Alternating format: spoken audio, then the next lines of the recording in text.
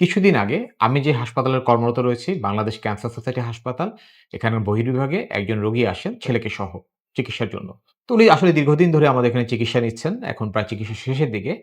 আমি দেখলাম যে বিগত কয়েক সাইকেল ধরে রোগী যখন আসেন বেশ মনমরা হয়ে থাকেন। ক্যান্সার রোগীদের ক্ষেত্রে মনমরা বা মানসিক দুশ্চিন্তা অবসাদ এটা খুব কি বলবো আনকমন কোনো বিষয় না। বেশিরভাগ রোগীর ক্ষেত্রে আমরা এই ধরনের সাইকোলজিক্যাল আ আমরা সমস্যা বা মানসিক বিষাদ এই জিনিসগুলো আমরা পেয়ে থাকি।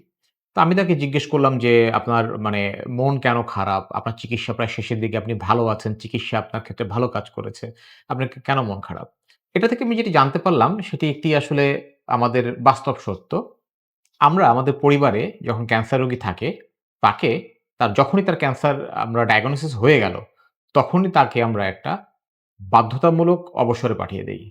যেমন এই যে ভদ্রলোক পরিবারের প্রধান কর্মক্ষম ব্যক্তি এবং পরিবারের সমস্ত কাজকর্ম তার সিদ্ধান্তেই হয়। কিন্তু যখনই তার ক্যান্সার ধরা পড়ল, তার ছেলেরা এবং ১ মেয়ে এই ৩ জন মিলে বললেন যে, "আপনি আমাদের জন্য অনেক কষ্ট করেছেন। আজকে থেকে আপনার সমস্ত দায়িত্ব আমাদের, পরিবারের দায়িত্ব আমাদের। আপনি শুধু চিকিৎসা নিবেন এবং ঘরে বসে থাকবেন।" আপাত দৃষ্টিতে মনে হতে পারে এটা খুব ভালো কাজ। আমি আমার পরিবারের আমার বাবা-মা বয়োজ্যেষ্ঠদেরকে এই রোগের সময় তাদেরকে সহায়তা করছি, তাদের পাশে দাঁড়াচ্ছি। এটা আমার দায়িত্ব। অবশ্যই আমাদের এটি দায়িত্ব।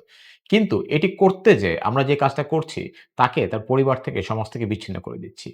যে আয় উপার্জনক্ষম যে ব্যক্তিটি পরিবারের আয় করতেন, তার আগের দিন পর্যন্ত তার সকল সিদ্ধান্তে পরিবার চলত। যে ভদ্রমহিলা পরিবারের সকলকে তার মানে পরিবারের সকলকে উনি বেঁধে রাখতেন।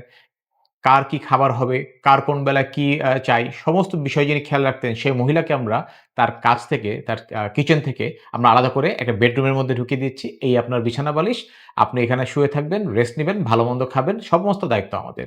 আমাদের মনে হতে পারে এতে আমরা খুব ভালো কাজ করছি, রোগীর খুব উপকার হচ্ছে। কিন্তু আসলে কিন্তু আমরা রোগীকে তার সমাজ থেকে, তার পরিবার থেকে, তার সমাজ থেকে আমরা আস্তে, আস্তে করে আইসোলেটেড বা একা করে ফেলছি। তখন মানুষ যিনি আক্রান্ত, যিনি রোগী, আপনার বাবা-মা, বয়োজ্যেষ্ঠরা আছেন, তারা কিন্তু এই পরিবারের সঙ্গে এই কানেকশনটা ফিল করে না।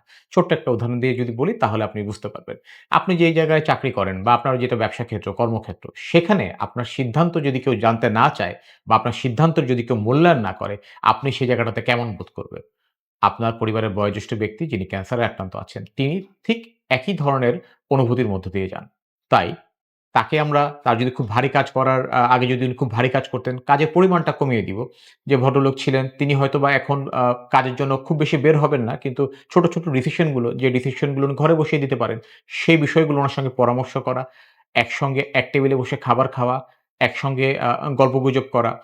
যেই ভদ্র মহিলাটি পরিবারের সমস্ত কাজ করতেন নিজ দায়িত্বে, নিজের কাঁধে নিয়ে, তাকে তার কাজে সাহায্য করা, তাকে কাজটা করতে দেয়া, পাশাপাশি সাহায্য করা। যখন তিনি পারছেন না তখন আপনি বাকি কাজটুকু করে দেয়া।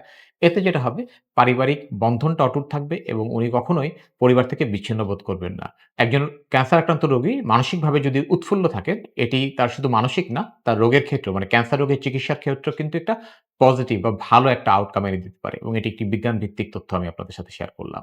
আমি ডাক্তার মোহাম্মদ মাসুমুল হক, ক্যান্সার প্রতিরোধ বিশেষজ্ঞ, ক্যান্সার প্রতিরোধ ও রোগী যত্নে যেকোনো তথ্যে আপনাদের পাশে আছি। ধন্যবাদ।